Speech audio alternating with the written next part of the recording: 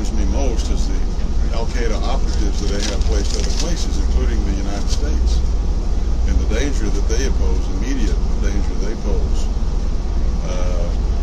Bin Laden, he could be doing what he's doing because he doesn't think things are going as well as he would like, that he needs to recruit new people.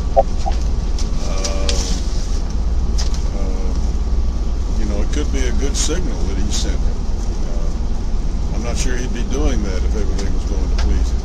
So we shouldn't play into his hands like thinking that he's the whole ball game, because he's far from it. Not to read too much into syntax, but last week in that news release sent out about his announcement, there was a line, a quote from you that said, Bin Laden should be, quote, caught and killed. Do you think that should be the policy, that we catch someone and then kill them? No, or should we kill them or catch them? No. We got due process to go through, and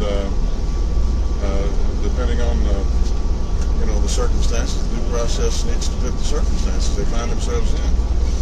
But I'm not suggesting that those things happen simultaneously unless he resists. And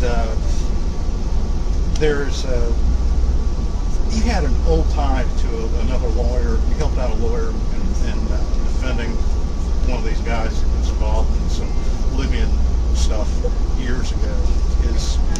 Can you talk to me a little bit about what that role was? And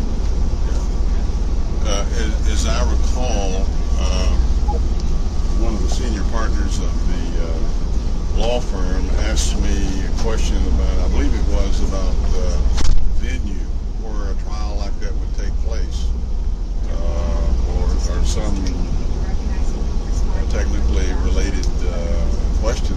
And since I have a background in those areas, so they sometimes came to me with questions like that, and I talked to them. I recall that we had a couple of conversations about that. It was just a consultative kind of thing with one of your partners. Yeah. I wasn't even a partner, but I was of counsel to the firm. So they came to me from certain things. I had my own practice, but they came to me with certain things in my areas of expertise, and sometimes I would refer clients to them. But that was about it. Social Security reform, you brought it up, and it's something that I think Bush took a legitimate swing at, really was serious about it, and failed to bring people to the table. And I don't know how close your policy beliefs on it would be to his. Probably not that far off. How do you get past the logjam that absolutely stopped him in his tracks? I think, as I indicated in there a while ago, it's got to start with the American people. Politicians are not going to take these things on until they absolutely have to. The majority of them won't. I don't mean to lump them all together, but the majority right now won't until they learn from the American people that it's in their own self-interest to do so. And that's why we have elections. I think we don't give people enough credit. We understand that what can't go on forever won't. And I think telling the truth about things like that is not as politically risky as apparently a lot of people think it is. The first thing we've got to do, the first major thing we've got to do is agree that this is something that needs to be addressed, that we're going to have to sit down on a bipartisan basis and address it. If we can get over that hurdle and that fear, then all things are possible. Do you have a favorite brand of Social Security reform? There's some directions that certainly that we can go in. There are plenty of proposals on the table. Everybody knows basically what they are. The question is what mix that you would come out with. I don't believe in going into something saying that you can't talk about whatever you want to talk about, and let's put our ideas on the table. I would say that in the process we would need to keep in mind that a strong economy, producing jobs and producing revenue, is an integral part of that, and lower tax rates are a part of that. So solution to these problems. But that's my that's one of the underlying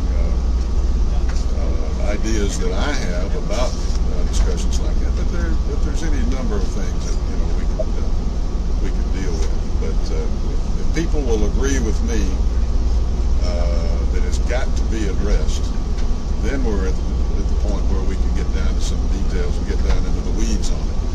We've got to get to the mountain before we get to the weeds. I think about, do you have former smokers, Senate Thompson? Former smoker? Reformed smoker? Reformed smoker? Well, that's two different questions. Are you a current smoker? I've never, A conservative ex-smoker. I've never smoked cigarettes. Oh, I've had, a couple here and there over many, many years, but I probably never smoked a pack in my entire life. But I have smoked a pipe on occasion, and I have smoked a cigar on occasion.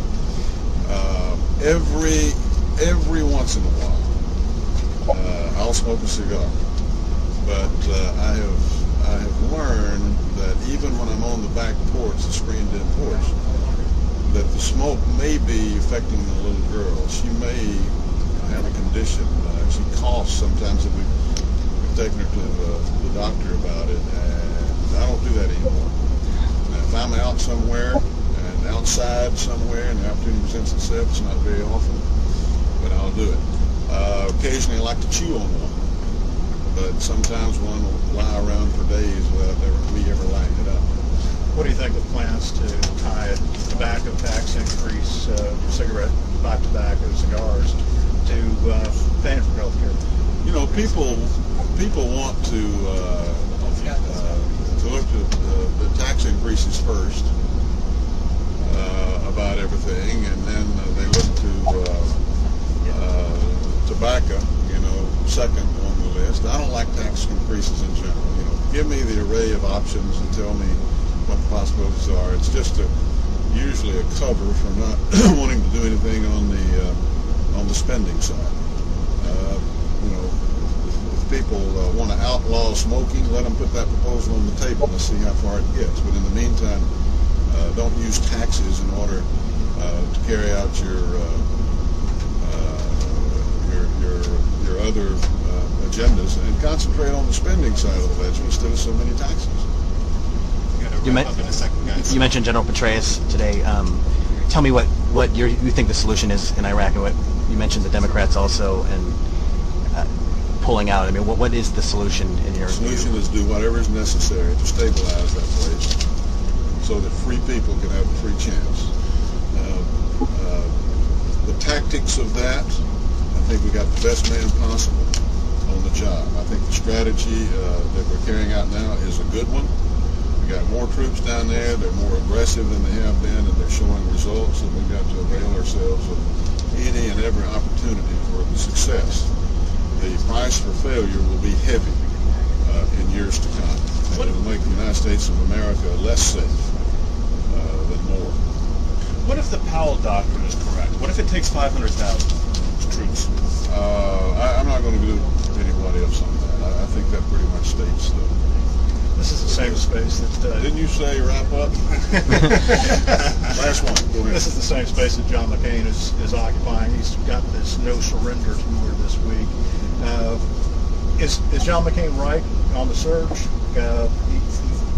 That was his point. I'm reluctant to adopt anybody else's position wholesale, but I agree with the basic thrust of what John is saying. I will have to say that. I think that he is he's going forth and telling the truth about a lot of important things. And like I say, I don't know every detail of everything that he's ever said, but I know at the heart of his message is the truth.